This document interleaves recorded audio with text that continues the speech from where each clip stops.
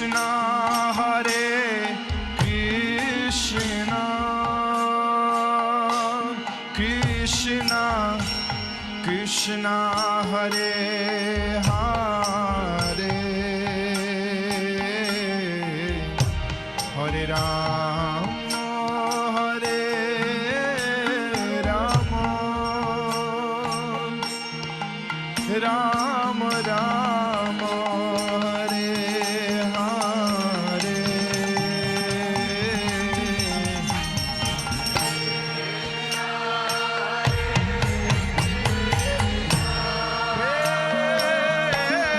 Krishna, Krishna, Hare Hare, Hare Rama, Hare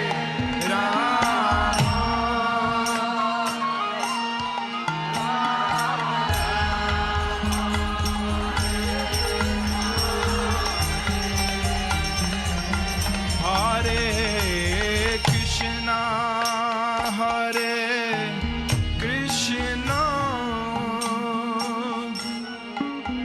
Krishna Krishna, Hare Hare, Hare Rama, Hare Rama, Rama Rama, Hare Hare.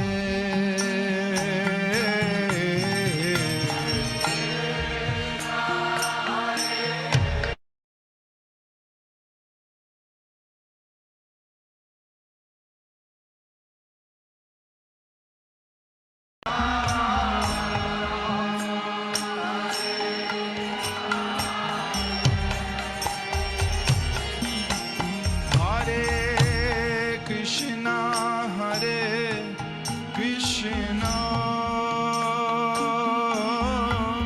Krishna Krishna, Hare Hare, Hare Rama, Hare Rama, Rama Rama, Hare Hare.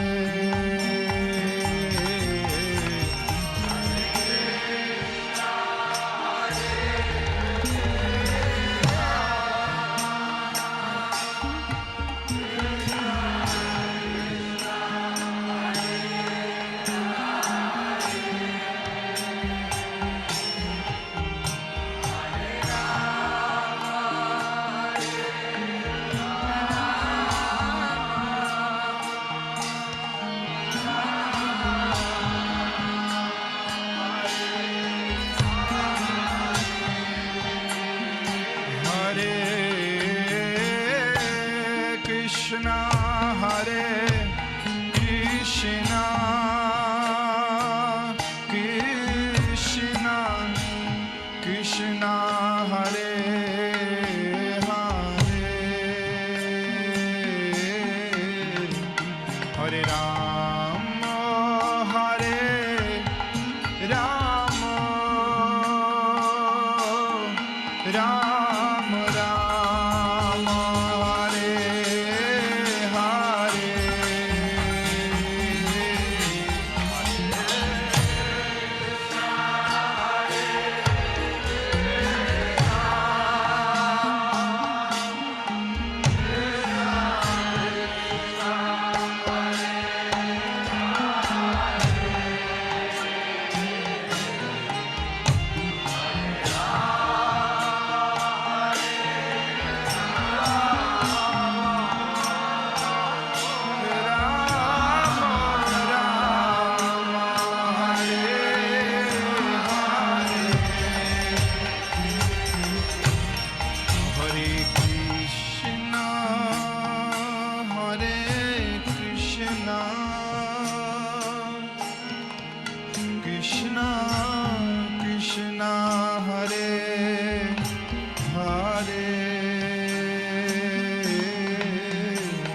Hare Rama, Hare Rama.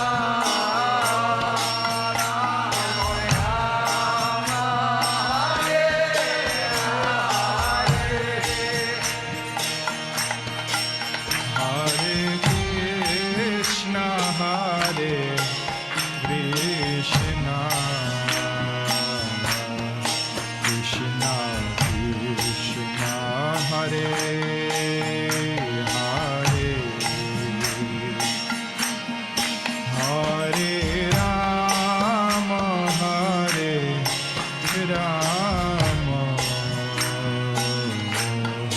Ram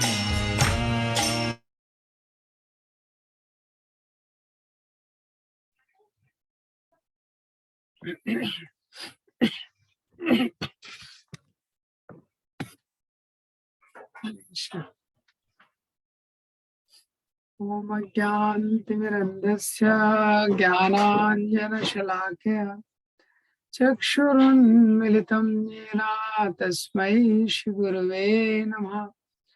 श्रीचैतन्यमनोभीष्टं स्थापितं येन भूतले स्वयं रूपा कदा मह्यं ददाति स्वापदान्तिकम्।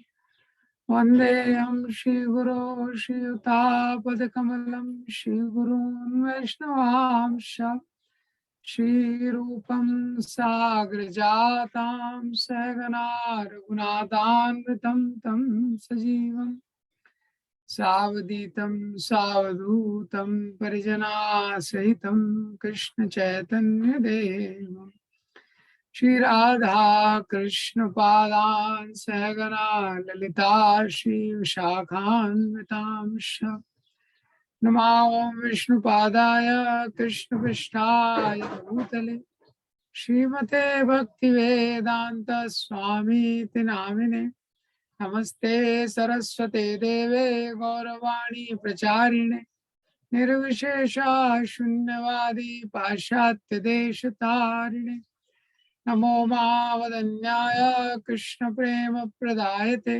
कृष्णाय कृष्ण चैतन्य नामिने गौरत्विषे नमः। हे कृष्ण करुणा सिंधु दीनबंधु जगत्पते गोपेश गोपिका कांता श्री राधा कांता नमोस्तुते तप्त कांचन गौरांगी श्री राधे वृंदावनेश्वरी विश्वानुसुते देवी प्रणमामि हरिप्रिये वाञ्छाकल्पतरुभ्यश्च कृपा सिन्धुभ्येव च पतितानां पावनेभ्यो वैष्णवेभ्यो नमो नमः। जय श्री कृष्ण चैतन्य प्रभु नित्यानंद श्री अद्वैत गदाधर शिवासादि गौर भक्तवृंद हरे कृष्णा कृष्णा कृष्णा हरे हरे हरे राम राम राम हरे हरे। ओम नमो भगवते वासुदेवाय ओम नमो भगवते वासुदेवाय ओम नमो भगवते वासुदेवाय नारायणं नमस्कृत्यं नरं चैव नरोत्तमं देवीं सरस्वतीं व्यासं ततो जयमुदीरये नष्टप्रायेषु अभद्रेषु नित्यं भागवत सेवया भगवती उत्तमा श्लोके भक्तिर्भवति नैष्ठिकी कृष्णाय वासुदेवाय देवकी नंदनाय च नंदगोपकुमाराय गोविंदाय नमो नमः। हरे कृष्ण। तो लास्ट टाइम हम देखा था ब्रह्मा जी की लाइफ से हम लोग क्या लेसन सीख सकते हैं। ब्रह्मा जी जो एक बहुत स्पेशल महाजन है, तो ये जो 12 महाजन है, ये 12 महाजन अपने जीवन के द्वारा हमको सिखाते हैं कि कैसे ये जो आध्यात्मिक जो सिद्धांत है उनको हम अपने जीवन में प्रैक्टिकली अप्लाई कर सकते हैं। तो स्वयंभू नारदा शंदु कुमारो कपिलो मनु, स्वयंभू सबसे पहली शुरुआत होती है ब्रह्मा जी से। तो पिछले बार हमने देखा था ब्रह्मा जी का, जैसे भगवान बोलते हैं जन्म कर्म च मे दिव्यम एवं यो वेति तत्वता, मेरा जन्म दिव्य है, मेरा कर्म दिव्य है। उसी तरह से हम देखते हैं ब्रह्मा जी का जन्म भी स्पेशल है। ब्रह्मा जी का जन्म कहीं हॉस्पिटल में नहीं हुआ। हाँ, ब्रह्मा जी का जन्म कैसा हुआ है, बहुत स्पेशल जन्म है। तो भगवान के नाभि से वो कमल निकला है, उसमें ब्रह्मा जी का जन्म हुआ है। इसी तरह ब्रह्मा जी की फैमिली भी स्पेशल है। तो ब्रह्मा जी की जो वाइफ है, मतलब देखते हैं हम सरस्वती देवी के साथ रहते हैं, जो विद्या की अधिष्ठात्री देवी है वो उनके साथ है। ब्रह्मा जी का शरीर भी स्पेशल है। हाँ, वो शरीर हमारी तरह ये स्थूल तत्वों से नहीं बना हुआ है, पूरा इंटेलिजेंस से बना हुआ है, बुद्धि से बना हुआ है उनका शरीर। ये और हेड भी हम देखते हैं, 4 सर हैं। ब्रह्मा जी चारों तरफ देखते हैं, जब उनका जन्म होता है चारों तरफ देखते हैं तो 4 सर हो जाते हैं उनके।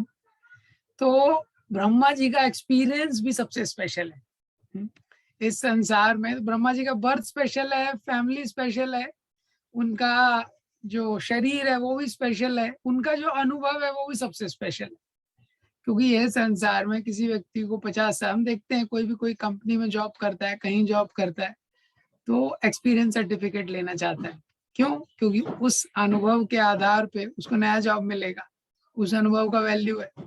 तो एक्सपीरियंस, और इस संसार में भी अपने अनुभव के द्वारा व्यक्ति बहुत कुछ सीखता है। लेकिन ब्रह्मा जी मतलब सबसे एक्सपीरियंस पर्सनैलिटी। सृष्टि के शुरू से हम देखते हैं ब्रह्मा जी का एक दिन का जो कैलकुलेशन है 311 मिलियन 40 बिलियन ईयर्स, एक दिन का जो उनका एक दिन में इतना एक्सपीरियंस होता है उनको तो एक्सपीरियंस भी उनका सबसे ज्यादा है। और लास्ट टाइम हमने देखा था कैरेक्टर भी उनका सबसे स्पेशल है। इतनी पावर है उनके पास, इतनी शक्ति है, और उनका जो कैरेक्टर है वो भी बहुत स्पेशल है, उनका जो चरित्र है, इसीलिए उनको उस पोस्ट पे रखा गया है ये। और ब्रह्मा जी का जो अकोमोडेशन है, जहाँ वो रहते हैं, रेसिडेंस है, वो भी सबसे स्पेशल है। तो व्यक्ति चाहता है हमेशा इस संसार में कि एक अच्छी लोकेलिटी में, जिसमें अच्छा बैकग्राउंड हो, सब कुछ अच्छे लोग हों, वहां पे मेरा अकोमोडेशन हो जाए। तो अगर ये सृष्टि को हम देखेंगे कि अगर इसको एक बिल्डिंग से कंपेयर करेंगे, तो अगर अर्थ ग्राउंड फ्लोर है, इसके ऊपर 7 फ्लोर है, नीचे 7 फ्लोर है। अगर ऐसे कंपेयर करते हैं तो जो टॉप मोस्ट फ्लोर है, जो बेस्ट वहां पे अरेंजमेंट है, ये संसार में फ्लोर आप इंक्रीज कर सकते हैं लेकिन फैसिलिटी वही रहती है। किसी बिल्डिंग में, अपार्टमेंट में सेकंड फ्लोर है, थर्ड फ्लोर है, वही फैसिलिटी रहता है, ये फैसिलिटी इंक्रीज नहीं होती है। लेकिन सृष्टि ऐसी बनाई हुई है कि ऊपर के फ्लोरों में जाएंगे, जैसे जैसे ऊपर के लोकों में जाएंगे फैसिलिटी इंक्रीज होते जाता है। तो टॉप मोस्ट फ्लोर में बेस्ट फैसिलिटी जो है, वहां पे जो वो जो प्लैनेट है, हाँ, वो रेसिडेंस में, केवल रेसिडेंस उनको ऐसे नहीं है कि ब्रह्मा जी 1 BHK में रह रहे हैं सत्यलोक में, वो पूरे प्लैनेट है, उसके जो प्रिसाइडिंग डीटी अधिष्ठाता देव है वो ब्रह्मा जी। तो भागवतम में हम देखते हैं, आज की कक्षा में हम लोग देखेंगे ब्रह्मा जी हर हर ऑलमोस्ट हर कैंटो में आते हैं भागवतम में, श्रीमद् भागवतम। भागवतम का जो पहला ही श्लोक है, ओम नमो भगवते वासुदेवाय जन्माद्यस्य दान्वयदितरतश्च चार्तेष्वभिख्या स्वराज तेने ब्रह्मदयादि कवे मूयन्ते यत्सूरया तेजो वारिमृदं यथा विनिमयो यत्र तिसर्गो महः नाम्ना स्वेन सदा निरस्तकुहकं सत्यं परं धीमहि। ये जो भागवतम का पहला श्लोक है उसमें ही आता है, तेने ब्रह्म हृदय आदि कवि। सबसे पहले भगवान ने किसको चुना ये ज्ञान देने के लिए? क्योंकि जो ज्ञान है वो ज्ञान लेने के लिए विद्यार्थी में भी योग्यता होनी चाहिए। तो सबसे पहला जो क्वालिफाइड स्टूडेंट थे वो ब्रह्मा जी थे, क्योंकि ब्रह्मा जी एक ब्राह्मण है, इसलिए ब्रह्मा जी कोई अस्त्र लेके नहीं चलते हैं। यम के पास दंड है, इंद्र के पास वज्र है, और भी देवी देवताओं के पास अस्त्र है, ब्रह्मा जी ग्रंथ लेके चलते, ब्राह्मण है। और सतोगुण प्रधान है। तो जब व्यक्ति सतोगुण में रहता है तो सतोगुण में जो नॉलेज है वो स्टे करता है, जो सतोगुण है। तो ब्रह्मा जी सतोगुण प्रधान है, इसीलिए वो ज्ञान की स्थिरता है। इस संसार में भी हम भी अगर ज्ञान को स्थिर करना चाहते हैं, किसी ज्ञान को चाहते हैं कि वो रहे जीवन में, हाँ, तो सतोगुण की बहुत आवश्यकता है। तो ब्रह्मा जी गुडनेस में, इसीलिए सबसे पहले ब्रह्मा जी के हृदय में भगवान वो ज्ञान को स्थानांतरित करते हैं ये। और ब्रह्मा जी क्या है, भगवान के भक्त हैं। तो आध्यात्मिक ज्ञान के लिए क्या है, कैरेक्टर की भी योग्यता चाहिए और भगवान के प्रति एक भक्ति का भाव चाहिए। जैसे भगवान अर्जुन को बोलते हैं, भक्तोसी में सखा चेति रहस्यम ये तदुत्तमम। अर्जुन तुम मेरे भक्त हो, इसीलिए ये जो रहस्य है, ये उत्तम रहस्य मैं तुमको बता रहा हूँ। इसके बाद दूसरे स्कंद में हम देखते हैं, दूसरे स्कंद में बहुत ही इंटरेस्टिंग है कि दूसरे स्कंद में जो नारद मुनि है, दूसरे स्कंद में सृष्टि का वर्णन है। तो दूसरे स्कंद में जो नारद जी हैं, तो नारद जी बोलना शुरू करते हैं। दूसरे स्कंद में सृष्टि का जब देखते हैं तो नारद जी ब्रह्मा जी के पास आते हैं। नारदुवाचा देवदेव नमस्तेस्तु भूत भावन पूर्वजा तद्विजानीहि अज्ञानम आत्मतत्व निदर्शनम। तो नारद मुनि बोलते हैं ब्रह्मा जी से, हे ब्रह्मा जी, आप तो सारे देवताओं में श्रेष्ठ हैं, आप सबसे पहले जन्म लेने वाले हैं, पहली लिविंग एंटिटी हैं, तो मैं आपको प्रणाम करता हूँ। आप कृपा करके मुझे दिव्य ज्ञान दीजिए, मुझे नॉलेज के बारे में बताइए, परम सत्य के बारे में बताइए। तो ब्रह्मा जी का गुणगान करते हुए नारद जी बोलते हैं, यदा यद विजानीमो यद आधारो यद परस्तम यद आत्मका एका सृजसि भूतानि भूतैरेवात्म मायया। तो ब्रह्मा जी बोलते हैं कि हे परमपिता, आपको पूरा ज्ञान है, आपको सब कुछ जो भी मैं सृष्टि में देख रहा हूँ, हर जगह सब कुछ आप ही के द्वारा क्रिएट हुआ है। जो भी देख रहे हैं, जो भी चीज क्रियाशील है, जो भी चीज सृष्टि में दिख रही है, तो आपकी वास्तविक स्थिति क्या है, आपके ज्ञान का क्या स्रोत है? ये नारद जी पूछते हैं। क्या ये सारी जो सृष्टि आपने अकेले क्रिएट की है या आपको किसी ने हेल्प किया है? ये प्रश्न करते हैं। ना हम वेद परम अस्मिन ना परम ना समम विभो नाम रूप गुणैर्भाव्यम सद असत किंचित अन्यथा। नारद मुनि बोलते हैं, मैं तो जो भी देख रहा हूँ सृष्टि में, जितनी भी वैरायटी देख रहा हूँ, जितनी भी योनियां देख रहा हूँ, जितने भी लोग देख रहा हूँ, कोई ऊपर की योनि में, नीचे की योनि में, ये सब मेरे को, मैं देख रहा हूँ कि आपके अलावा कोई भी नहीं है जिसने ये क्रिएट किया है। वो तो इसका मतलब तो यही है कि मुझे लगता है कि आप ही परम पिता है, आप ही भगवान है, आपने ही सब कुछ क्रिएट किया। तो वास्तव में एक्चुअली एक तरीके से देखा जाए तो सही भी है।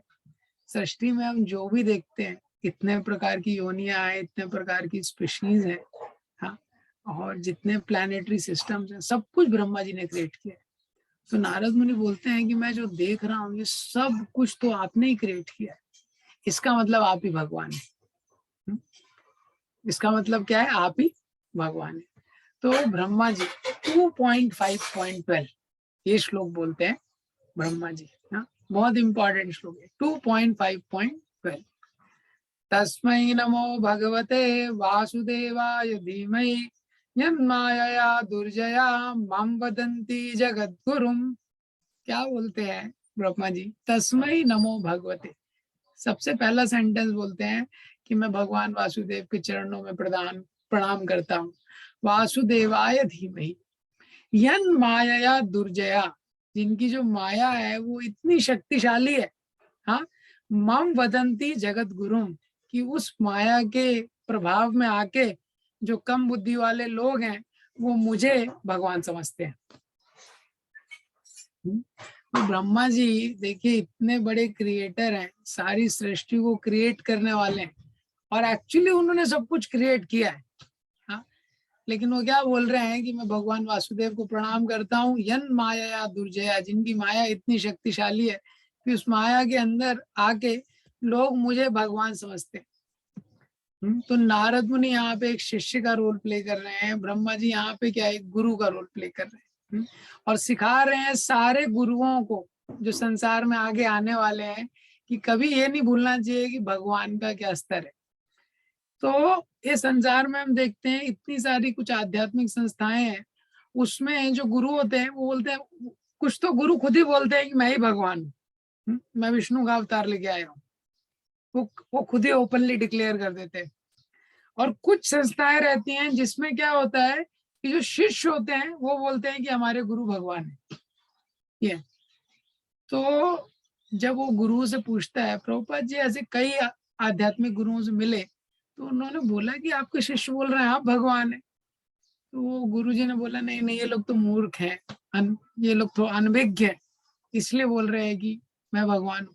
तो प्रभुपाद जी बोल रहे हैं, अरे शिष्य मूर्ख है तो आपको बताना चाहिए ना, आप तो गुरु हैं, आपको बताना चाहिए कि मैं भगवान नहीं हूँ।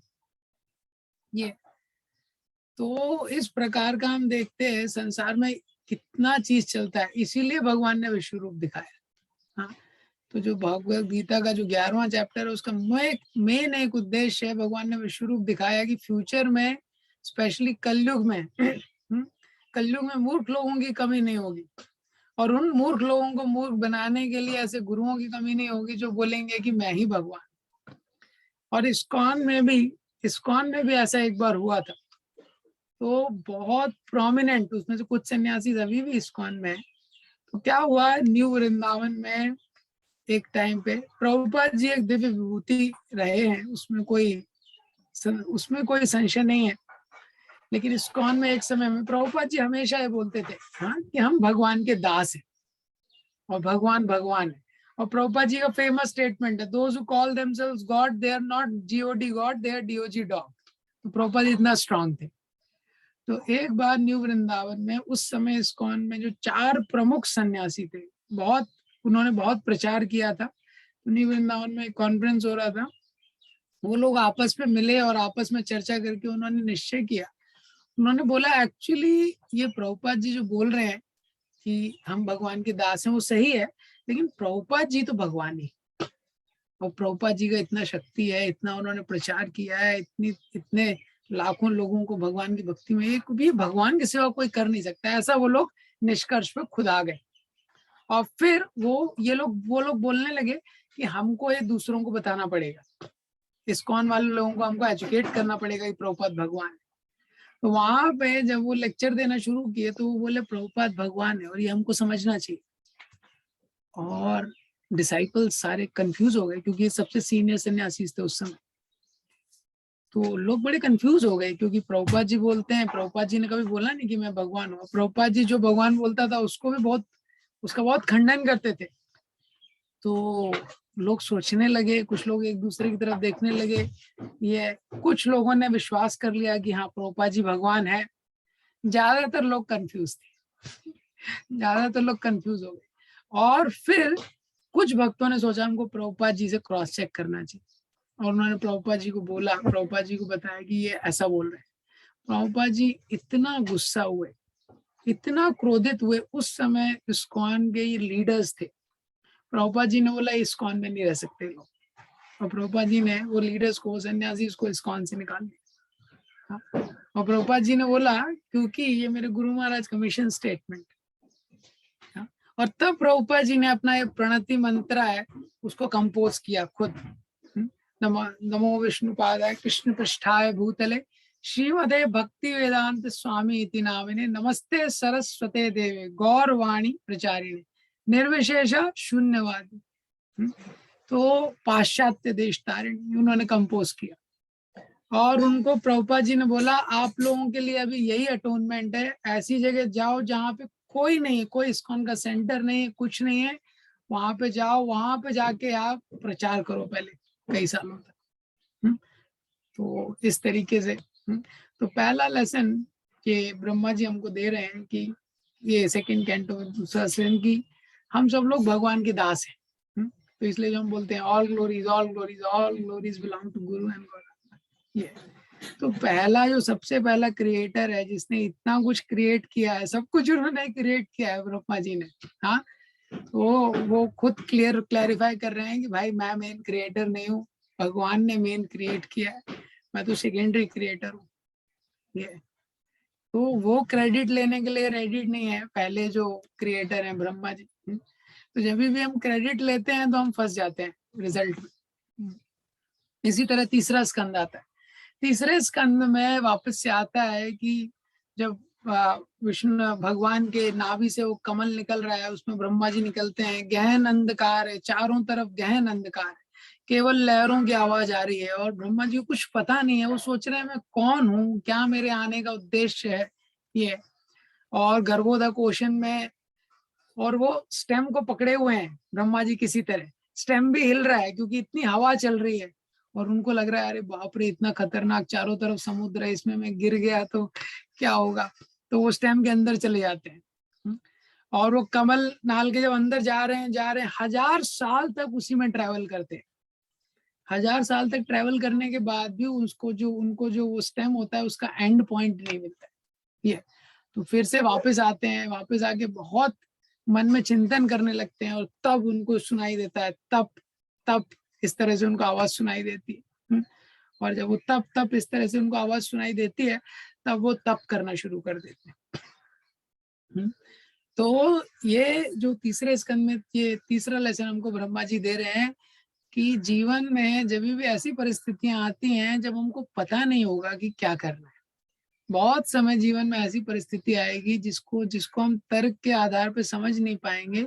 When we don't know what to do, that will be the situation. So चारों तरफ उनको कुछ समझ नहीं रहा है, चारों तरफ अंधकार दिख रहा है। इसी तरह जीवन में इस तरह की परिस्थिति आती है जब कुछ समझ में नहीं आ रहा है। When we don't know what to do, one has to look up. ये तीसरा लेसन है। When you don't know what to do, one should look up and pray. जब हमको पता नहीं है कि क्या करना है तो हमको भगवान से प्रार्थना करनी चाहिए। तो जब चारों तरफ कुछ नहीं दिख रहा है तो ऊपर देखना चाहिए और भगवान से प्रार्थना करना चाहिए। तो वही ब्रह्मा जी ने किया। तो तप का मतलब क्या है, वही किया उन्होंने, भगवान से प्रार्थना में ब्रह्मा जी लग गए। तो बहुत सारी ऐसी परिस्थितियां जिनको हम हैंडल नहीं कर पाएंगे, लेकिन हम एक जगह पे हैं, हमारी जो समस्या है वो एक जगह पे और भगवान एक जगह पे। तो कभी कभी समस्या इतनी बड़ी हो जाती है, समस्या की ओर देखते हैं तो हमको लगता है बाप रे बाप, ये तो मैं हैंडल नहीं कर पाऊंगा, लेकिन उसके पीछे भगवान खड़े हैं, वो समस्या से बड़े हैं।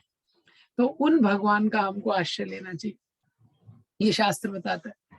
कार्पण्य दोषोपहता स्वभावा पृच्छामि त्वां धर्म सम्मूढ़ चेता। तो हम देखते हैं अर्जुन जैसा शक्तिशाली जो धनुर्धर है, वो भी नहीं हैंडल करवाया, इतना सिचुएशन आ गया, नहीं हैंडल कर पाया।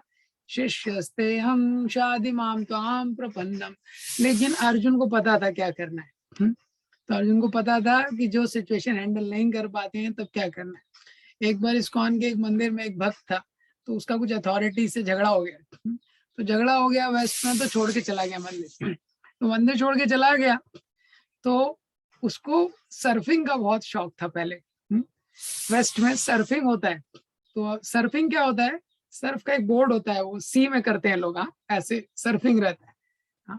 तो सर्फिंग का बहुत शौक था। अब मंदिर छोड़ा तो उसने सोचा अभी चलो ये पुरानी आदतों के पुराने शौक पूरे कर लिए जाए वापस से।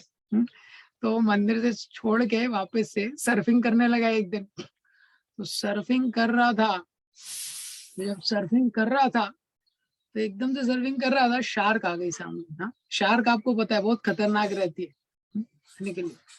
तो एकदम से जब सर्फिंग कर रहा था और शार्क आ गई है, मंदिर छोड़ के ही आया था, तो उसको समझ गया कि अभी तो बस लास्ट ही सर्फिंग है, इसके बाद सफरिंग ही बचा है मेरी लाइफ में, और कुछ होने नहीं वाला है। लेकिन उसको याद था, नरसिंह देव का प्रेयर है, उसको याद था कि कौन सा फॉर्मूला लगाना है। तो तुरंत हो गया है, नरसिंह आरती उसने शुरू कर दी समुद्र में। तो नरसिंह भगवान का प्रेयर किया, सामाओ किसी तरह वो बच गया, वापस से मंदिर आ गया, वापस से अपनी सेवा में लग गया। तो ये पता होना जरूरी है कि बहुत सारी ऐसी चीजें जिसको हैंडल नहीं कर पाएंगे, जिसको हैंडल नहीं कर पाएंगे उसके लिए जो सपोर्ट है वो भगवान ही है। इसीलिए बहुत सारे लोगों का लाइफ, जब भी आप देखेंगे जिसके लाइफ में स्पिरिचुअल एलिमेंट नहीं है, जब भी स्पेशली जो लोग सुसाइड वगैरह कमिट करते हैं, ये एक मेजर रीजन रहता है, क्योंकि ऐसी परिस्थितियां आ जाती है जिसको हैंडल नहीं कर सकते वो लोग। ये तो हम देखते हैं कि जब जब किसको हैंडल नहीं कर सकते तो भगवान का शरण लेना चाहिए। द्रौपदी जब हैंडल नहीं कर पाई तो भगवान का शरण लिया, गजेंद्र ने भगवान का शरण लिया। जो उत्तरा थी, उत्तरा ने देखा कि जब ब्रह्मास्त्र आ रहा है कोई हैंडल नहीं कर पाएगा, तो उन्होंने क्या है, भगवान का शरण लिया। तो हमारी समस्याएं कितनी भी बड़ी हो वो लेकिन भगवान से बड़ी नहीं। उसी के साथ तीसरे स्कंद में एक और इंस्टेंस आता है। तो ब्रह्मा जी जब तपस्या करते हैं, तपस्या के बाद भगवान उनको ज्ञान देते हैं, तो क्या होता है, भगवान बोलते हैं चलो अभी तुम्हारा जिम्मेदारी है, अभी तुम सृष्टि करना शुरू करो। तो इतना बड़ा जिम्मेदारी है, और ब्रह्मा जी भगवान का दर्शन करते, ब्रह्मा जी ने आध्यात्मिक जगत का दर्शन किया है। तो ब्रह्मा जी को बड़ा डर होता है क्यों? क्योंकि ब्रह्मा जी ने अभी अभी आध्यात्मिक चीज का दर्शन किया है और ब्रह्मा जी को अभी पूरा ज्ञान हो गया है। तो वो समझ गए भाई, अभी ज्ञान हो गया है तो समझ गए हैं कि भौतिक जगत में तो कुछ है नहीं, सार सार तो भगवान की भक्ति में है। तो स्पिरिचुअल वर्ल्ड का ग्लिम्स उन्होंने देख लिया है। अब स्पिरिचुअल वर्ल्ड के ग्लिम्स के बाद भगवान बोलते चलो अभी तुम उतरो मैनेजमेंट में, अभी तुमको सेवा करनी है। तो अभी स्पिरिचुअल वर्ल्ड का ग्लिम्स देखने के बाद अभी ये सृष्टि करना इतने वैरायटी के लोगों का, तुम्हें टेंशन वाला काम है। तो ब्रह्मा जी को बड़ा भय होता है कि अरे मैं ये सब सृष्टि करूंगा तो इसमें स्टकअप हो जाऊंगा। और ये जो मैंने आध्यात्मिक जगत का जो झलक देखी है आध्यात्मिक जगत की, चली ना जाए। हम लोग भी अपने जीवन में देखते हैं कि कभी कभी हम भक्तों के साथ धाम में जाते हैं, तीर्थों पे जाते हैं, आध्यात्मिक जगह पे जाते हैं, तो हमको एक स्पिरिचुअल लाइफ का, स्पिरिचुअल वर्ल्ड का एक ग्लिम्स मिलता है, एक अनुभव मिलता है। भक्तों के साथ जब साथ में कहीं जाते हैं, बहुत लंबा कीर्तन, बहुत लंबा चैंटिंग, रीडिंग, हियरिंग, उसको अनुभव करते हैं, लेकिन उसके बाद वापस से घर पे आ जाते हैं तो सबसे पहला एक मन में भय रहता है कि ये मोमेंट्स को कैसे प्रिजर्व करके रखूं मैं, ये जो अनुभव मुझे हुआ है, जो दिव्य अनुभव हुआ है, इसको कैसे प्रिजर्व करके रखूं, क्योंकि फिर चला जाएगा। ये ब्रह्मा जी को भी यही भय होता है कि अभी मैंने भगवान का दर्शन किया है, वापस से सृष्टि में लग जाऊंगा, समस्या हो जाएगी। भगवान उनको इम्पोर्टेंट इंस्ट्रक्शंस देते हैं। भगवान बोलते हैं कि ये जो मैंने तुमको ज्ञान दिया है, चतुश्लोकी भगवत गीता, भागवतम ब्रह्मा जी को बताते हैं सबसे पहले, 4 श्लोक में भागवतम बता देते हैं। बोलते हैं इसको हमेशा याद रखना और इस ज्ञान पे तुम हमेशा चिंतन करते रहना। तो पहला इंस्ट्रक्शन, ये इंस्ट्रक्शन किस लिए है? सृष्टि करते हुए भी तुम सृष्टि में नहीं फंसोगे। पहला इंस्ट्रक्शन, ये सृष्टि करते हुए ये जो मैंने तुमको चतुश्लोकी भागवतम दिया है, इस पे हमेशा चिंतन करते रहना, इस ज्ञान पे। दूसरा इंस्ट्रक्शन, हमेशा याद रखना कि तुम जो भी कर रहे हो, ये तुम्हारी शक्ति मेरे से आ रही है, ये तुम्हारी सृष्टि करने की शक्ति मेरे से आ रही है। तुमने अभी तक जो तपस्या की है उसकी सृष्टि भी मैंने ही तुमको दी है, तो ये सब कुछ मेरे से आ रहा है। तो ये 2 चीजें तुम ध्यान रखोगे तो सृष्टि करते हुए भी तुम इसमें फंसोगे नहीं। तो ये संसार में ये एक बहुत इंपॉर्टेंट सिद्धांत है कि जब हम याद रखते हैं कि हम भगवान के दास हैं और भगवान की ही शक्ति से सब कुछ हो रहा है। हनुमान जी ने हजारों राक्षसों को अकेले मार दिया लंका में। और जब उनका शक्ति देखती हैं, सीता माता को जब वो शक्ति प्रदर्शन करते हैं तो चकित हो जाती हैं। तो हनुमान जी बोलते हैं, सुनो माता शाखा मृग नहीं बल बुद्धि विशाल, प्रभु प्रताप ते गरुड़ ही खाए परम लघु ब्याल। तो हनुमान जी बोलते हैं कि हे माता, मेरी शक्ति तो, ये मेरी शक्ति नहीं है, सुनो माता शाखा मृग, मैं तो ब्रांचेस, शाखाओं में रहने वाला बंदर हूं, मेरे में क्या शक्ति है। हाँ? प्रभु प्रताप, ये भगवान का प्रताप। हाँ? भगवान का प्रताप रहता है तो कोई साधारण पक्षी भी वो गरुड़ बन सकता है, गरुड़ के समान शक्ति आ सकती है। ये भगवान का प्रताप, ये मेरी शक्ति नहीं। इतना महान कार्य करने के बाद भी हृदय में ऐसा विनम्रता होना, निश्चित ही इस पे भगवान की कृपा है। इतना महान कार्य करने के बाद अगर किसी के हृदय में ऐसा विनम्रता आ जाए तो निश्चित ही उस पे भगवान की कृपा है। रामानंद राय और चैतन्य महाप्रभु का चर्चा होता है। रामानंद राय ऐसे ऐसे तत्व बताते हैं, तो भक्ति के ऐसे ऐसे सिद्धांत को वो प्रकट करते हैं। चैतन्य महाप्रभु बोलते हैं, आज तक भक्ति का सिद्धांत मैंने इतने इतने क्लियरली, इतने विस्तार से किसी से नहीं सुना है, अब निश्चित ही बहुत महान है। तो रामानंद राय बोलते हैं कि I am like a stringed instrument, you are the player. हाँ, मैं तो इंस्ट्रूमेंट, उपकरण की तरह हूँ। जो आप बोल रहे हैं, मेरी जो जीवा है उपकरण की तरह, जो आप उससे बुलवा रहे हैं वो बोल रही है। हाँ? तो ये भक्त हैं जिन पे भगवान की कृपा है। इसी तरह चैतन्य महाप्रभु एक बार सार्वभौम भट्टाचार्य के घर गए। सार्वभौम भट्टाचार्य बहुत बड़े पंडित थे, सार्वभौम भट्टाचार्य के घर गए तो सार्वभौम भट्टाचार्य की जो पत्नी थी, बहुत व्यंजन बनाया उन्होंने, बहुत व्यंजन बनाया चैतन्य महाप्रभु की प्रसन्नता के लिए। तो चैतन्य महाप्रभु बड़े आश्चर्य में आ गए। चैतन्य महाप्रभु बोलते हैं सार्वभौम भट्टाचार्य से, अरे तुम्हारी जो पत्नी है तो बहुत ही ज्यादा दक्ष है, इतना ज्यादा व्यंजन बना दिया इतने छोटे थोड़े समय में। तो चैतन्य महाप्रभु आप पूछते हैं कि किसने बनाया है इतना सारा ये व्यंजन? तो सार्वभौम भट्टाचार्य बोलते हैं, it is made by whom for हुम इट इज मेंट फॉर। ये किसने बनाया है? जिसके लिए ये बना है उसी ने ये बनाया है। चैतन्य महाप्रभु क्या बोलते हैं, वो सार्वभौम भट्टाचार्य क्या बोलते हैं, जिसके लिए बना है उसी ने ये बनाया है। मतलब सार्वभौम भट्टाचार्य को पता था कि भगवान की कृपा से कुछ भी नहीं हो सकता। ये तो ये ब्रह्मा जी हमको लेसन दे रहे हैं। 311 मिलियन 40 बिलियन ईयर जिसका एक दिन है।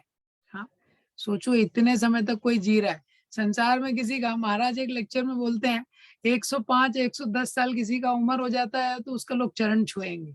कुंभ मेला में कई बार 200 साल 250 साल ऐसे पुराने साधु आते हैं, इतने ओल्ड, तो लोग उनको देखना चाहते हैं, भाई इतना पुराना कौन आदमी है, उसको कितना स्पेशल रहेगा। हाँ, ब्रह्मा जी का एक दिन 311 मिलियन 40 बिलियन ईयर्स। हाँ, ऐसा पर्सनैलिटी है वो।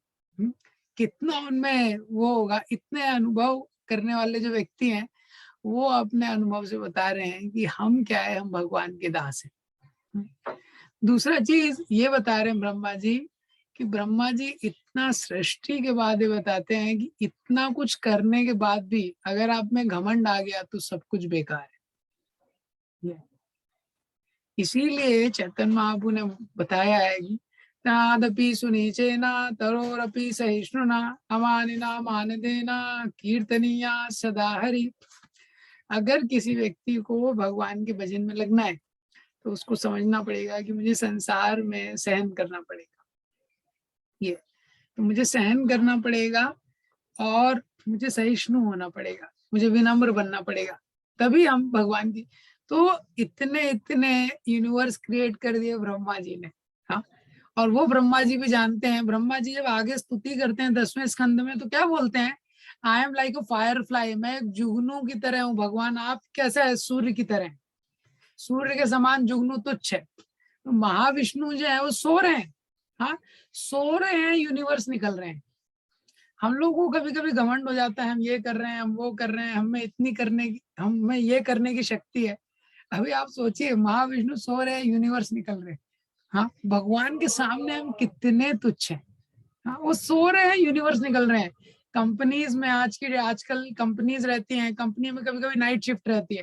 तो नाइट शिफ्ट रहती है तो टी कॉफी लगा रहता है।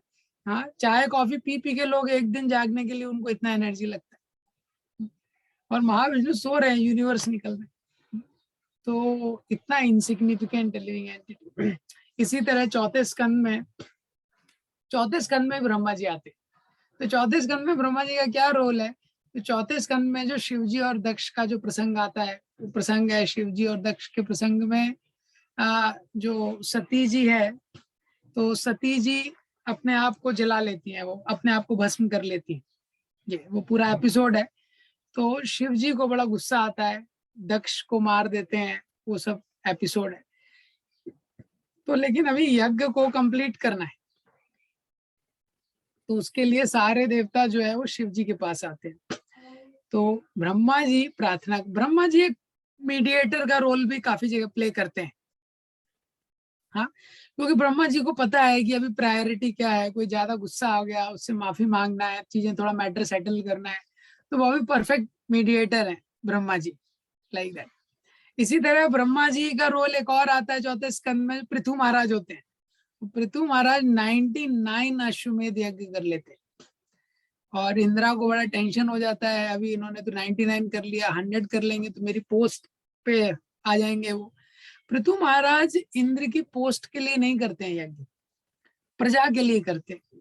लेकिन क्या है, ये स्वभाव रहता है कि जैसा जिसका स्वभाव रहता है उसको वैसे ही समझ में आता है। तो इंद्र को लगता है ये मेरी पोस्ट के लिए यज्ञ कर रहे हैं, तो घोड़ा चुरा लेते हैं। हाँ, 2-3 बार होता है, पृथु महाराज को बड़ा गुस्सा आ जाता है। ये तो 99 के बाद जो फाइनल जो यज्ञ कर रहे होते हैं 100 वाला, तो इंद्र जब 2-3 बार इस तरह का काम करते हैं तो ब्रह्मा जी आ जाते हैं। ब्रह्मा जी पृथु से बोलते हैं कि तुम रहने दो, तुमने जो यज्ञ जो कर रहे हो 99 बहुत है, 100 वाला रहने दो। तो पृथु महाराज को ब्रह्मा जी बोलते हैं तुम किसके लिए कर रहे हो, भगवान को प्रसन्न करने के लिए कर रहे हो ना, फाइनल तो भगवान को प्रसन्न करने के लिए कर रहे हो, इंद्र की पोस्ट के लिए तो कर नहीं रहे हो, तो फिर नंबर का क्या मतलब है। हम्म, हम्म। तो गौरांग दर्शन पुण्य आर्टिकल भी लिखा है इस पे, मैं 99 इज ग्रेटर देन 100, वैसे करके आर्टिकल लिखा है। तो जो ब्रह्मा जी हैं वो सही एक परफेक्ट रिमाइंडर देने वाले भी हैं। तो वो एक ऐसे सुपीरियर हैं सारे देवताओं के लिए, सबके लिए, पूरे ब्रह्मांड के लिए, कि वो सही समय पे एक परफेक्ट रिमाइंडर देते कि लोगों को सेव करने के लिए। तो यहाँ पे भी ब्रह्मा जी एक बहुत इंपॉर्टेंट ये लेसन दे रहे हैं कि किसी भी व्यक्ति के लाइफ में एक एबल मैच्योर सुपीरियर गाइडेंस ये टाइम पे बहुत हेल्प करता है। और ब्रह्मा जी एक परफेक्ट आचार्य हैं। हाँ, जो सृष्टि के शुरू से हम देखेंगे कहीं पे भी चीजें बिगड़ जाती है तो वो आते हैं उसको सेटल करते हैं। ये तो पृथु महाराज का और जितने देवता हैं उनकी विशेषता क्या है, ब्रह्मा जी के लिए उनका बहुत रिस्पेक्ट है। तो ब्रह्मा जी कुछ सजेस्ट करते हैं वो तुरंत फॉलो करते हैं। तो पृथु महाराज का 99 प्रोजेक्ट हो गया था, लेकिन फिर भी उनको बोला कि अभी आप मत करो, अभी आप सोचो 99 हो गया है। हाँ, तो हम लोगों का देखते हैं कभी कभी माला करते हैं, माला के बीच में कुछ काम आ जाता है, लेकिन लगता है ये कंप्लीट कर ले पहले माला, नहीं तो माला रह जाएगा। अभी आप सोचिए उस समय में कोई एक अश्वमेध यज्ञ कर लेता था, फेमस हो जाता था, ये उसका नाम इतिहास में आ जाता था, कोई एक अश्वमेध यज्ञ कर लेता था। अभी किसी व्यक्ति ने 99 किया है, जस्ट एक रह गया है। 99 कर दिया उसने, जस्ट एक रह गया है, मतलब कितना बड़ा बैक स्टेप है। ब्रह्मा जी बोल रहे नहीं रहने दो यार, छोड़ दो इसको। ये तो इससे हम दो चीज समझ सकते हैं, पहला कि पृथु महाराज का कितना महानता है, दूसरा चीज ये भी हम समझ सकते हैं कि ब्रह्मा जी का कितना स्पेशलिटी है। कि ब्रह्मा जी जो बोल रहे हैं, उनका जो एडवाइस है, उनका कितना वैल्यू है। तो ब्रह्मा जी आचार्य है। इसी तरह बताया गया है, इससे क्या लेसन हमको मिलता है कि जो गुरु महाराज रहते हैं, जो स्पिरिचुअल मास्टर रहते हैं, स्पिरिचुअल मास्टर के जो इंस्ट्रक्शन है वो डिसाइपल को हमेशा पैलेटेबल नहीं रहेंगे। जैसे प्रभुपाद जी ने भी बहुत सारे शिष्यों को कुछ कुछ बोला। एक बार हरिकेश महाराज थे, किसी को भी कुछ हो गया, किसी को प्रभुपाद जी ने बोला रशिया चले जाओ, रशिया में प्रचार करो, किसी को बोला लंदन में प्रचार करो, तो उस समय शिष्यों के लिए थोड़ा मुश्किल हो गया उसको एक्सेप्ट करना। लेकिन फिर भी जिन लोगों ने उसको फॉलो किया ये उनको हमेशा बेनिफिट हुआ, ये सिद्धांत। इसी तरह 5वें स्कंद में वापस से ब्रह्मा जी आते हैं। तो 5वें स्कंद में क्या होता है, प्रियव्रत महाराज है। तो तो प्रियव्रत महाराज हैं, बहुत ही पावरफुल प्रिंस हैं, युवराज हैं। तो उनको भी शास्त्र का ज्ञान रहता है, जंगल चले जाते हैं, तपस्या करने लगते हैं, और उनका कोई इच्छा नहीं है वापस आने का। उनकी इच्छा है कि अभी मैं बस जंगल में रहूं, अभी पूरा ब्रह्मचर्य लेके भगवान में पूरा एब्जॉर्ब हो जाऊं। ये लेकिन जो मनु है, जो इतने समय से राज्य कर रहे हैं, अब वो सोच रहे हैं भाई मुझे भी वानप्रस्थ लेना है, तो कोई नीचे वाला हैंडल करे तब तो मैं वानप्रस्थ लूं। तो जहाँ पे प्रियव्रत के गुरु रहते हैं नारद मुनि, ये तो नारद मुनि ने ही उनको ज्ञान दिया होता है, वो जंगल में चले जाते हैं, दोनों लोग भगवान का भजन करना चाहते हैं। तो ये भी एक कंपटीशन हो जाता है। पिताजी को ही भजन करना है, उसको बेटे को ही भजन करना है। हाँ, अच्छा कंपटीशन है। आजकल इतना नहीं होता है, लेकिन पहले होता था। तो ब्रह्मा जी प्रियव्रत महाराज को वापस बुलाते हैं। तो ब्रह्मा जी आते हैं मैटर को सेटल करने के लिए। और ब्रह्मा जी क्या बोलते हैं प्रियव्रत को, भगवान की ये इच्छा है कि आप राज्य करो। हाँ, भगवान की इच्छा है कि ये आप राज्य करो। तो देखिए हमारी कोई भी इच्छा हो, लेकिन सबसे महत्वपूर्ण है हरि इच्छा, भगवान की क्या इच्छा है। ये God's will has to be executed. भगवान गीता में अर्जुन को बोलते हैं 11वें अध्याय में, निमित्त मात्रम भव सव्यसाची। भगवान बोलते हैं तुम केवल निमित्त मात्र बने रहो, सब कुछ वैसे ही होगा जैसे मेरी इच्छा है।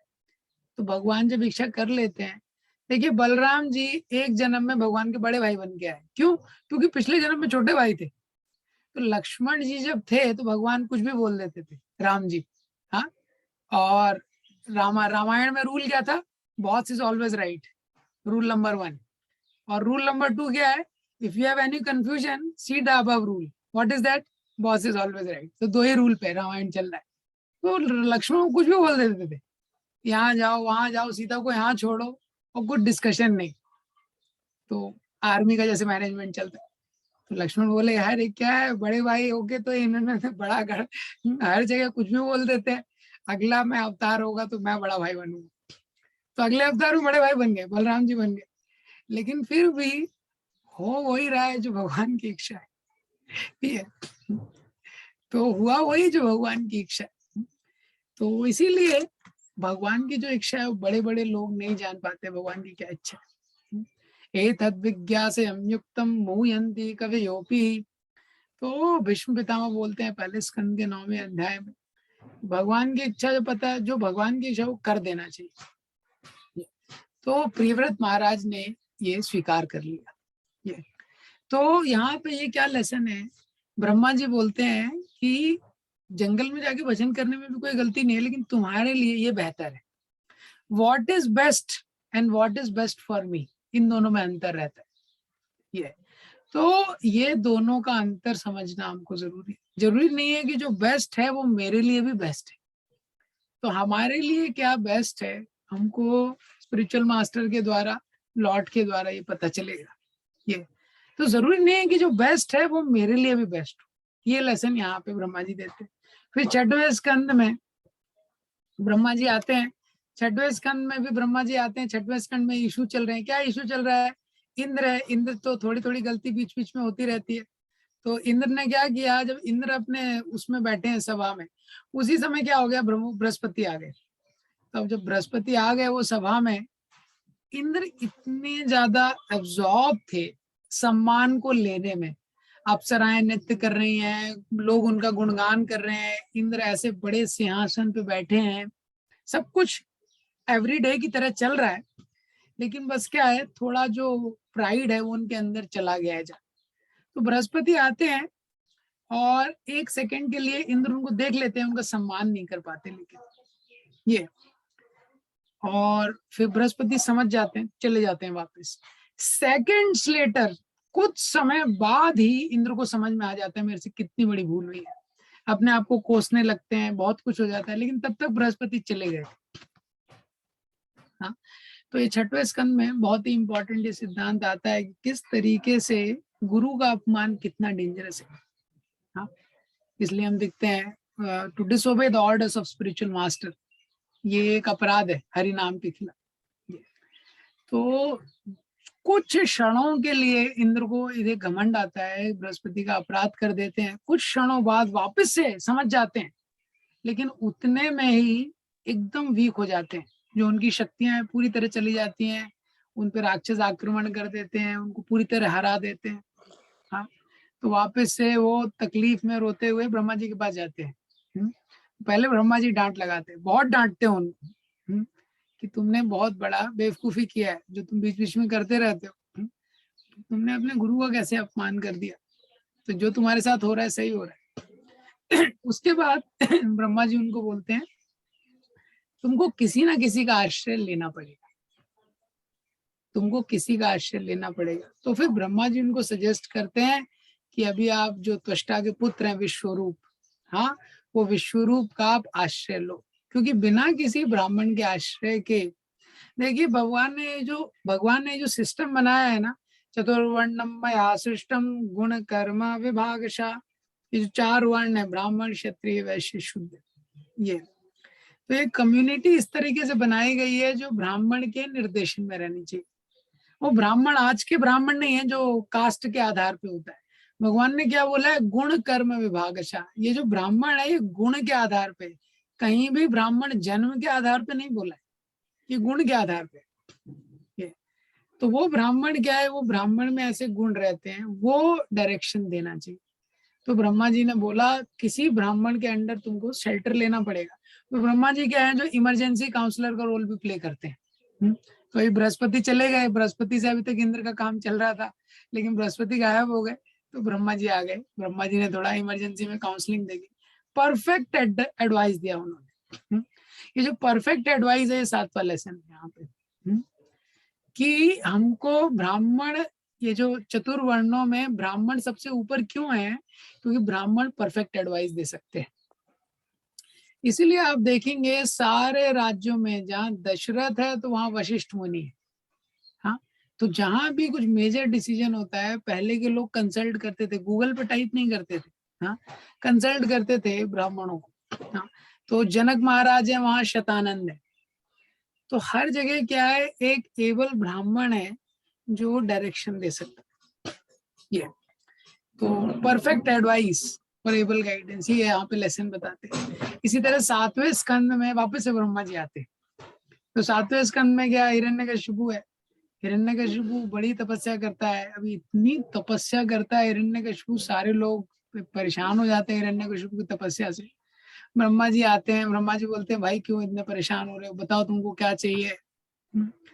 तो हिरण्यकशिपु वरदान मांगता है, आपको पता है टॉप मोस्ट टेररिस्ट था। और हिरण्यकशिपु बहुत खतरनाक वरदान मांगता है, ऐसी ऐसी चीजें मांगता है कोई सोच भी नहीं सकता। इतनी बड़ी लिस्ट मांगता है, ब्रह्मा जी बोलते हैं बहुत लोगों ने तपस्या की, इतना बड़ा लिस्ट किसी के पास नहीं था, लेकिन कोई बात नहीं, तुमने तपस्या की है और मेरा दर्शन विफल नहीं जाएगा, मैं तुमको दे देता हूँ वरदान, तथास्तु।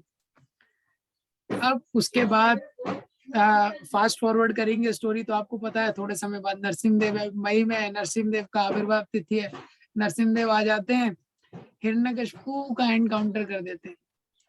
हिरण्यकशिपु का बताते हैं इतना विशालकाय शरीर था, हाँ, उसकी वेस्ट से सन को ब्लॉक करता था, उसका जो सर है वो क्लाउड में टच होता था, इतना विशालकाय था हिरण्यकशिपु। अभी सोचो, सन को ब्लॉक करता था अपनी वेस्ट से, अपनी कमर से, जब वो चलता था। और जब नरसिंहदेव आए तो नरसिंहदेव के सामने जो हिरण्यकशिपु है वो गायब हो गया, इतना तुच्छ था। अभी आप सोच सकते हैं नरसिंहदेव का साइज क्या होगा, नरसिंहदेव का साइज क्या होगा। तो नरसिंहदेव ने हिरण्यकशिपु को मार दिया, हिरण्यकशिपु को वध कर दिया। अब हिरण्यकशिपु को वध कर दिया, लेकिन उसके बाद भी नरसिंहदेव इतने गुस्से में है, इतने गुस्से में है, बहुत गुस्से में। सब लोग बोल रहे हैं अरे बाप रे, हिरण्यकशिपु का तो वध कर दिया, लगता है अभी सृष्टि को भी खत्म कर देंगे। हाँ, क्योंकि उनको इतना गुस्सा आ रहा है कि जब मेरा भक्त प्रहलाद ये समस्या में था, कोई इसकी मदद के लिए नहीं आया। एक एक करके सब लोग प्रार्थना करने आ रहे हैं, प्रार्थना में भी सबसे पहले ब्रह्मा जी आते हैं प्रार्थना करने, फिर इंद्र वगैरह सब आते हैं, लेकिन नरसिंहदेव का गुस्सा वैसे का वैसा है। नरसिंहदेव बड़े गुस्से में। तो उस समय जो सब लोग सोचते हैं अभी क्या किया जाए, तो सब लोग ब्रह्मा जी को पकड़ते हैं, बोलते हैं देखो तुमने ही वरदान, आपने ही वरदान दिया था ना हिरण्यकशिपु को, हाँ, और अभी आप ही सेटल करो ये मैटर। ये तो ब्रह्मा जी प्रहलाद महाराज से रिक्वेस्ट करते हैं। ब्रह्मा जी प्रहलाद महाराज को बोलते हैं कि देखो पुत्र, तुम्हारे लिए ही भगवान आए हैं, तो तुम आगे जाओ, हाँ, तुम आगे जाओ। और वहीं पे ब्रह्मा जी को थोड़ी डांट भी पड़ती है। हाँ? तो भगवान बोलते हैं क्या है, कुछ भी वरदान दे देते हो, कोई भी मिलता है तुम तथास्तु बोल के बैकग्राउंड में चले जाते हो मूवी देखने के लिए। मुझे आना पड़ता है, कभी मैं कछुआ बन के आ रहा हूँ, कभी वराह बन के आ रहा हूँ, तो मैं वैरायटी, तो टेंशन मुझे लेना पड़ता है कि एग्जीक्यूट कैसे करना है। तथास्तु बोल देते हो, अगली बार से तुम वरदान देने के पहले सोचना थोड़ा। तो वहां पे ब्रह्मा जी को थोड़ा चेस्टाइजमेंट मिलता है। तो बहुत डिफिकल्ट सेवा है ब्रह्मा जी का, उसको बड़ी ईमानदारी से करने की कोशिश करते हैं, लेकिन फिर भी थोड़ा थोड़ा चेस्टाइजमेंट भी बीच में मिलते रहता है। तो हम देखते हैं ब्रह्मा लोग तक है चेस्टाइजमेंट का परंपरा भी। 8वें कैंटो में वापस से ब्रह्मा जी आते हैं। तो 8वां जो स्कंद होता है वहां पे ब्रह्मा जी आते हैं देवासुर संग्राम में। तो देव और असुरों के बीच में संग्राम होता है। वैसे तो एक तरह से दोनों भाई है, दोनों ब्रह्मा जी की संतान है।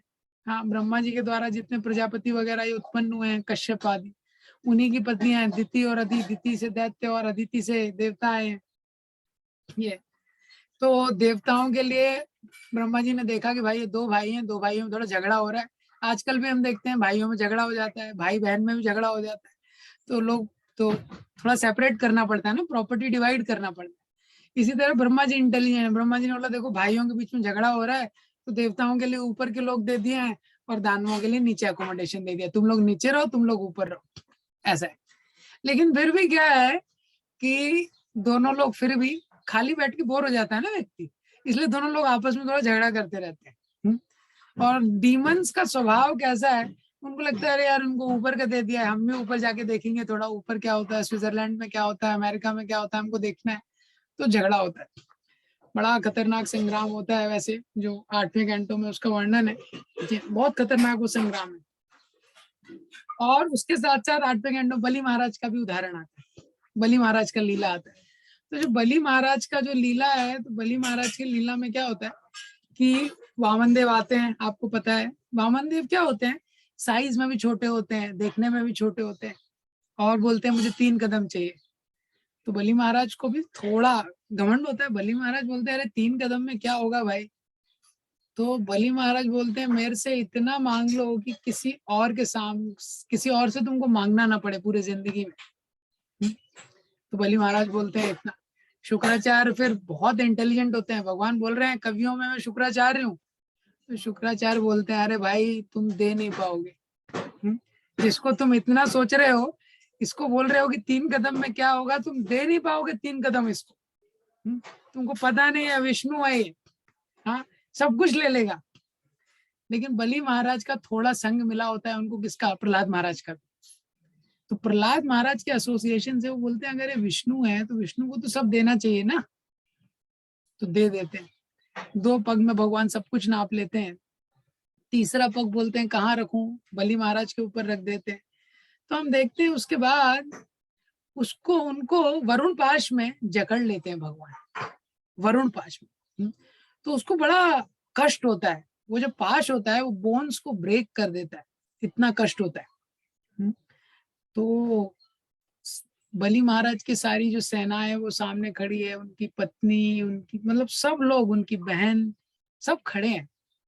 तो उस समय पे जब इतना बलि महाराज को ड्रैग करते हुए ले जाते हैं शुरू में, हाँ, तो ब्रह्मा जी आते हैं वापस से। ब्रह्मा जी बोलते हैं भगवान आपने गीता में बोला है पत्रम पुष्पम फलम तोयम यो मे भक्त्या प्रयच्छति तदहम भक्ति उपहर्तम अश्नामि प्रयतात्मना। अरे भगवान आप बोल रहे हो कोई पत्र या पुष्प चढ़ा देगा आप खुश हो जाते हो, इसने तो अपने आप को चढ़ा दिया, सब कुछ दे दिया, इसको आप इतना कष्ट क्यों दे रहे हो। हाँ, तो ब्रह्मा जी वहां पे आके थोड़ा मेडिटेट करते हैं। हाँ, तो क्या है कि हम देखते हैं कि कभी कभी भक्तों के जीवन में भी, इसलिए भक्तों का संग बहुत जरूरी है। हाँ, किसी भक्त के जीवन में भी हम देखते हैं कष्ट आ जाता है, दूसरे भक्त उसके लिए प्रे करते हैं, क्योंकि ये वैष्णव का स्वभाव है। वैष्णव का स्वभाव है कि दूसरों का कष्ट देख के वो दुखी हो जाता है।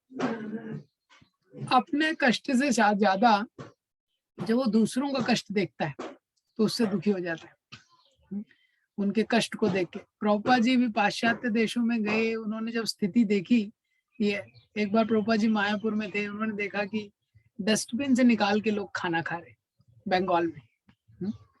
तो प्रभुपाद जी की आंखों से आंसू आ गया। तो प्रभुपाद जी ने बोला कि जहां भी इस्कॉन टेम्पल है वहां फूड फॉर लाइफ ये प्रोग्राम होना चाहिए। तो कोई भी वैष्णव है तो वो दूसरों के दुख को देख नहीं सकता है, ये उसका स्वभाव है। तो ब्रह्मा जी क्या मीडिएशन करने आते हैं, और यही ब्रह्मा जी हमारे लिए बहुत विशेष है क्योंकि ये हरिदास ठाकुर के रूप में आए। तो हरिदास ठाकुर के रूप में हम देखते हैं कि ब्रह्मा जी 22 मार्केट प्लेसेस में इनको मारा गया ये, लेकिन इतना सब करने के बाद भी वो हरिनाम का प्रचार कर रहे हैं हरिदास ठाकुर ये।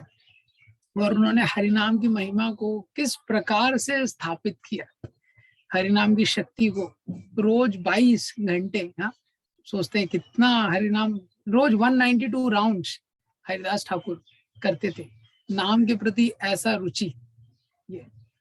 तो ये ब्रह्मा जी का एक और हम देखते हैं यहाँ पे। इसी तरह वो 9वें स्कंद में भी आते हैं। 9वें स्कंद में सोम और बृहस्पति के बीच में झगड़ा हो जाता है वापस से ये।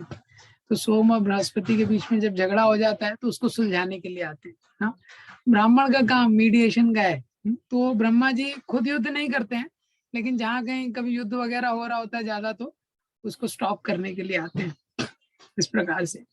तो इस तरह से ब्रह्मा जी, आगे के स्कंदों में भी ब्रह्मा जी का रोल है, लेकिन अभी उसमें समय हो गया है तो अभी उसमें नहीं जाएंगे। लेकिन ये हम जरूर देख सकते हैं कि 10वें स्कंद में भी वापस से ब्रह्मा जी आते हैं एक शॉर्ट में, कि 10वें स्कंद में भी कई बार ब्रह्मा जी का रोल है, लेकिन एक जो लीला है, जो बहुत विशेष लीला है, जो हम देखते हैं कि ब्रह्म विमोहन लीला, कि वो ब्रह्मा जी ऊपर से सब कुछ देख रहे हैं। हाँ, क्योंकि जब भूमि देवी ने प्रार्थना किया कि मुझे बड़ा कष्ट हो रहा है, तो ब्रह्मा जी ने भगवान से प्रार्थना किया, भगवान ने जन्म लिया। भगवान ने जन्म लिया, ब्रह्मा जी ने सारे देवताओं को बोला भाई तुम लोग भी जन्म ले लो, सब लोग भगवान को असिस्ट करने के लिए आ जाओ। तो सब लोग आ गए ये। लेकिन ब्रह्मा जी लीला अभी तक ऊपर से ही देख रहे हैं। हाँ, तो ब्रह्मा जी एक लीला देखते हैं, ब्रह्मा जी देखते हैं भगवान का लंच टाइम चल रहा है, तो भगवान का लंच का टाइम चल रहा है, भगवान लंच कर रहे हैं और एक बहुत ही अद्भुत लीला देखते हैं। क्योंकि क्या है, अभी तक ब्रह्मा जी ने वैकुंठ वगैरह में जो भगवान का दर्शन हुआ है, बड़े ही ऐश्वर्य के साथ भगवान रहते हैं, बड़े ही सम्मान के साथ चीजें होती हैं, बहुत सारे विधि विधानों का पालन होता है, उस प्रकार से होता है। तो ब्रह्मा जी ने देखा कि भगवान गाय चरा रहे हैं और उनके जो ग्वाल बाल हैं वो बैठे हुए हैं, लंच का टाइम है, भगवान बैठे हैं, सब लोग अपने टिफिन में से जो भी लाते थे, जो अच्छा लगता था तो भगवान को देते थे, क्योंकि जितने ग्वाल बाल हैं उनके हृदय में एक ही इच्छा है, कैसे भगवान प्रसन्न हो सकते। तो सब लोग कुछ भी टेस्ट करते थे, भगवान को देते थे। लेकिन उनमें एक ग्वाल बाल था जिसका नाम था, कावड़ बॉय था, उसका नाम था मधुमंगल। तो ये बेचारा ब्राह्मण परिवार से था, गरीब था। तो इसकी तो गरीब था, तो इसने सोचा मेरी मम्मी ने तो कुछ अच्छा भेजा नहीं है ज्यादा, तो ये कृष्ण को नहीं देना चाहिए, तो छाछ भेजा था। छाछ मतलब सबसे सिंपल चीज रहती है। तो जो मधुमंगल था वो बेचारा थोड़ा पीछे चला गया। हाँ, उसने सोचा यहाँ मैं जाके मटके से अपना छाछ पी लेता हूँ। हाँ, नहीं तो अगर कन्हैया देख लेगा तो मेरा भी लेने लगेगा, और भगवान को ये शोभा नहीं देता है। तो जब मधुमंगल वहां चला गया, लेकिन भगवान तो सब कुछ जानने वाले हैं, सबके हृदय को जानने वाले हैं, भगवान अपना सब कुछ छोड़ के वो इसी के पीछे चले गए। और भगवान ने बोला तुम क्या कर रहे हो, ये क्या तुमने क्या भेजा है आज मेरे लिए। हाँ, तो मधुमंगल ने माना कि मधुमंगल ने देखा भगवान आ रहे हैं, तो मटके का पूरा छाछ अपने मुंह में डाल लिया उसने जल्दी से पीने के लिए। हाँ, तो उसका मुंह ऐसा फूल गया एकदम छाछ से, और भगवान ने देखा, भगवान ने ऐसे मारा तो मधुमंगल के मुंह में जो छाछ था वो भगवान के ऊपर आ गया। कुछ भगवान के कपड़े पे गिर गया, ऐसा गिर गया। तो ब्रह्मा जी ने देखा, उनको शॉर्ट सर्किट हो गया, और देखा वो ब्रह्मा जी ने भगवान के कपड़े पे गिरा है, भगवान उसको चाटने लगे। तो ये तो बहुत ओवर हो गया। ब्रह्मा जी बोले बाप रे। हाँ, शुचि मुचि मतलब शुचि का यार इतना क्लीनलीनेस का स्टैंडर्ड रहता है। हाँ, वैकुंठ में लक्ष्मी जी झाड़ू लगा लगा के परेशान है, और यहाँ पे तो भगवान ने सारे नियमों को तोड़ दिया। हाँ, पूरा उनको शॉर्ट सर्किट हो गया।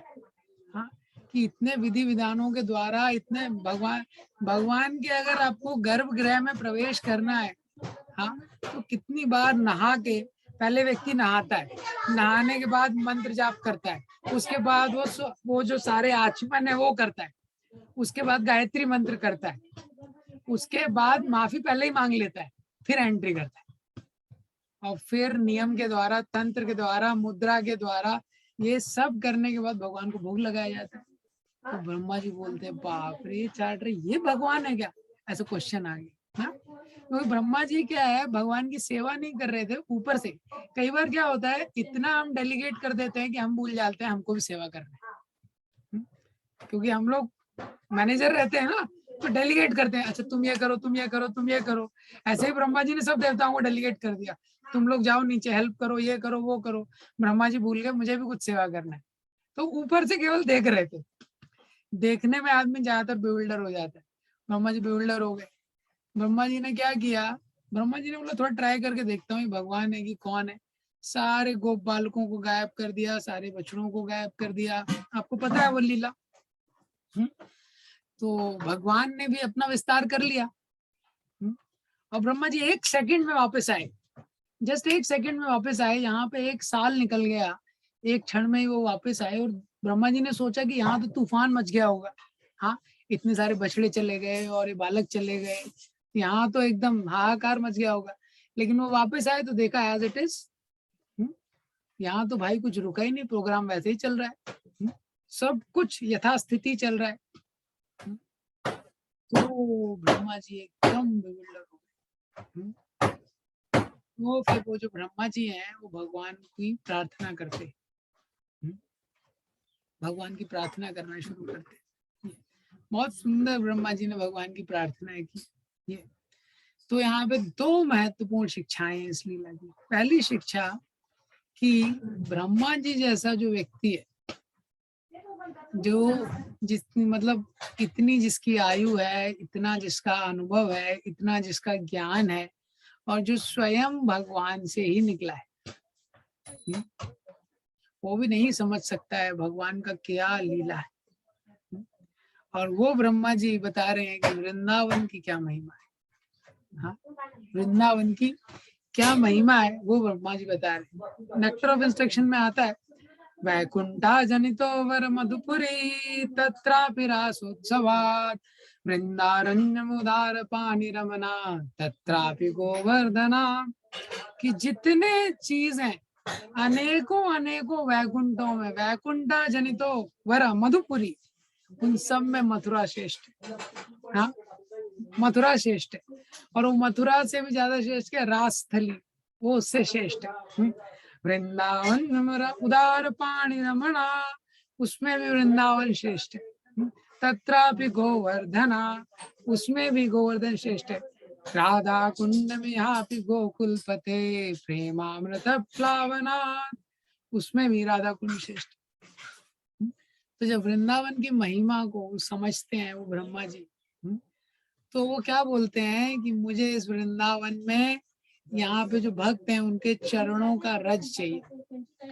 तो पहला लेसन ब्रह्मा जी बताते हैं कि एक्चुअली हमको आध्यात्मिक जीवन में जो मिल रहा है उसको समझना हमारे लिए बहुत मुश्किल है कि इसका क्या ग्लोरी है।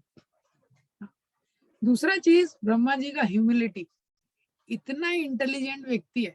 अभी सपोज हमसे कोई मिस्टेक हो गया गलती से, वो तो होता ही रहता है वैसे भी, अभी लेकिन मिस्टेक हो भी गया तो, लेकिन हम हो सकता है पहले तो हम थोड़ा जस्टिफाई करेंगे मिस्टेक क्यों हो गया, दूसरा मिस्टेक हो भी गया तो एक्सेप्ट कर लेंगे, लेकिन इतना विनम्रता है, इसीलिए वो आचार्य हैं, ब्रह्म माधव वाड़िया संप्रदाय के आचार्य हैं। इतना विनम्रता है ब्रह्मा जी का, टॉप मोस्ट पोजीशन है उनका पूरे सृष्टि में। हम देखते हैं, हाँ, सृष्टि करता है।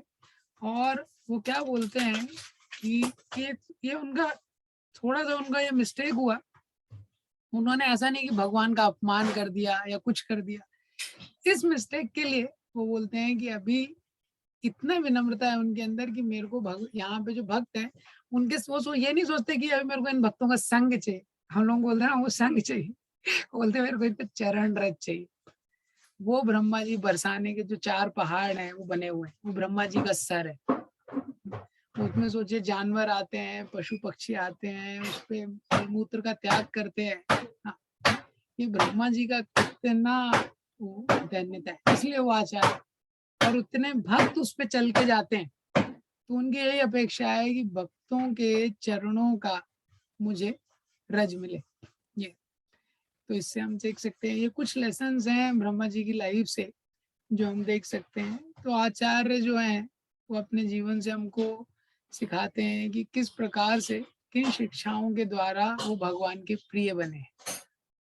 उन शिक्षाओं पे चिंतन करके उसमें से जो कुछ हम अपने जीवन में इम्बाइब कर सकते हैं, इम्यूलेट कर सकते हैं, और उनसे प्रार्थना करके इस जीवन को सफल बनाया जा सकता है। तो अगली बार हम लोग नेक्स्ट महाजन पे चर्चा करेंगे, स्वयंभू नारद जी के ऊपर। तो अभी किसी का कोई प्रश्न है अगर एक तो पूछ सकते हैं, तो टाइम हो गया है।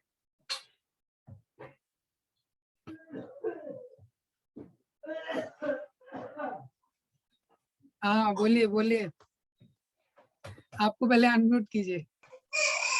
हरे कृष्णा प्रभु जी। हरे कृष्णा। धन्यवाद प्रणाम प्रभु जी। धन्यवाद। प्रभु जी, एक सेक्शन में आपने जब इसकी महाजनों की शुरुआत की थी तो उसमें आपने ये कहा था कि महाजन और भी हैं।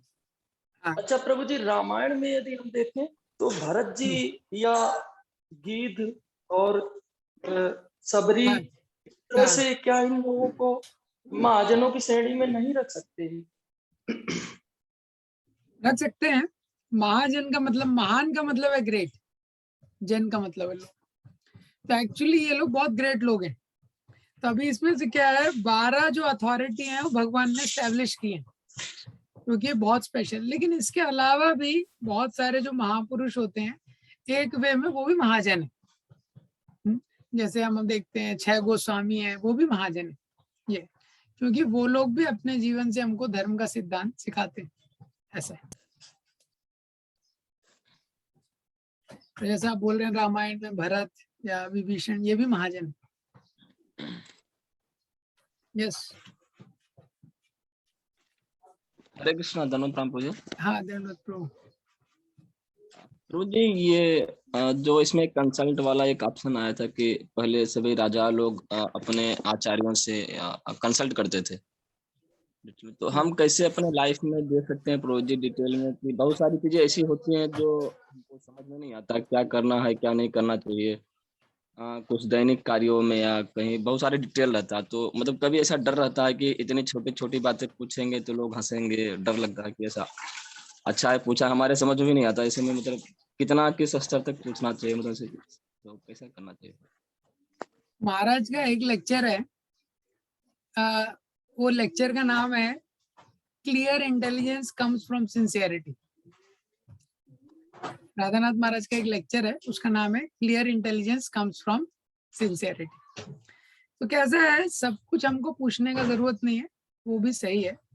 जो रेगुलर की चीजें हैं वो हम कर सकते हैं, और कुछ कुछ चीजें होंगी जो हमको मन में क्लियर समझ में आ जाएगा कि इसमें थोड़ा कंसल्टेशन करना अच्छा है। तो कैसा है, पहले के समय में तो एकदम परफेक्ट सिस्टम था। कैसा सिस्टम था कि जो राजा थे वो भी परफेक्टली ओबीडिएंट थे, और जो स्पिरिचुअल मास्टर थे वो भी बहुत एबल थे, ऐसा है, और एक्सेसिबल थे।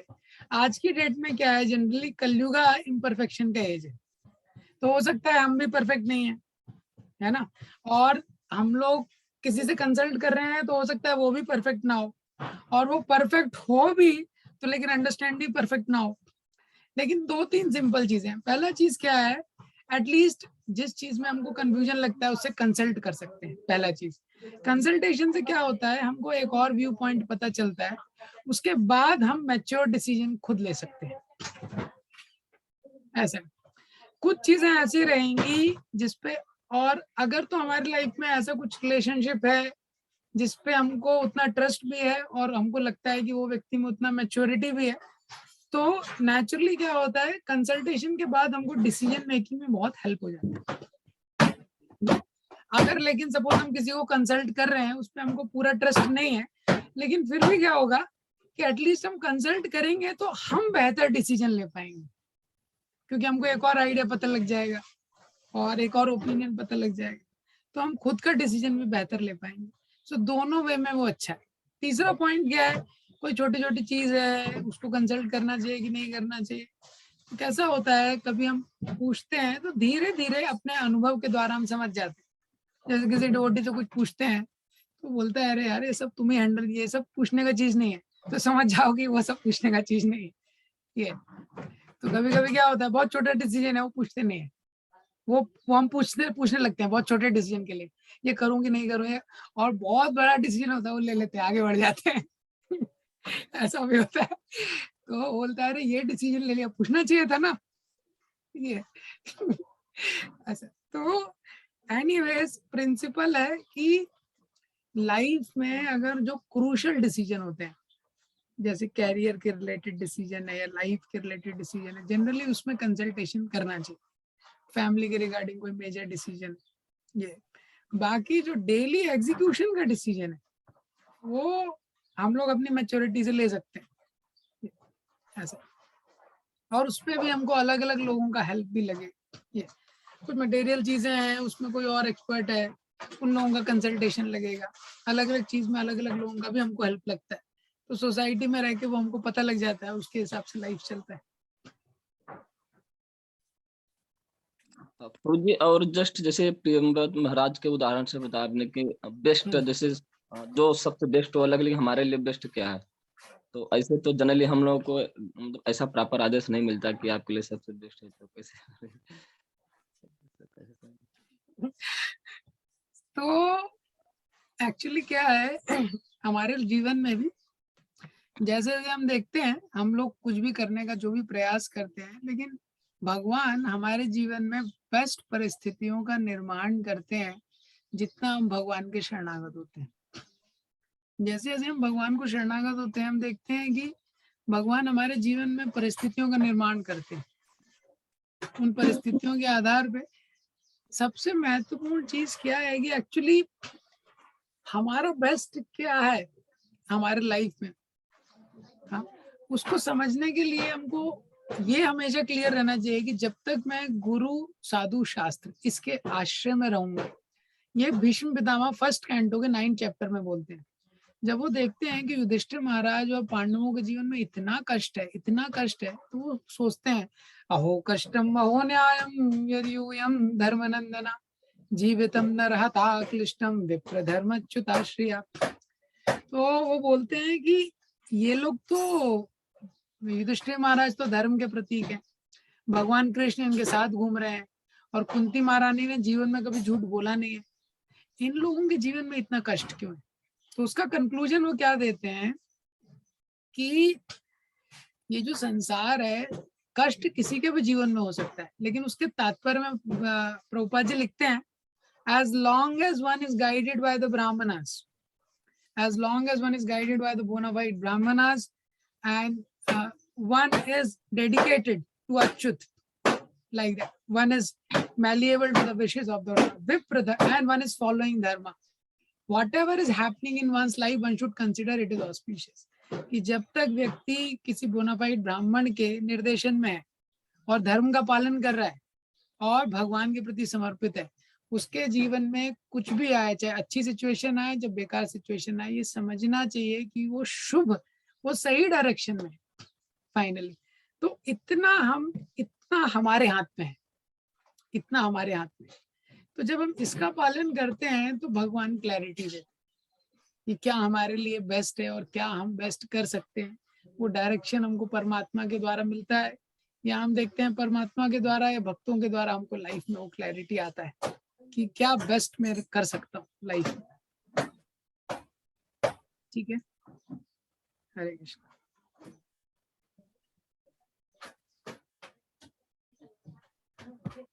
Okay, so we'll meet next time. Hare Krishna. Shri Prabhupada ki jai.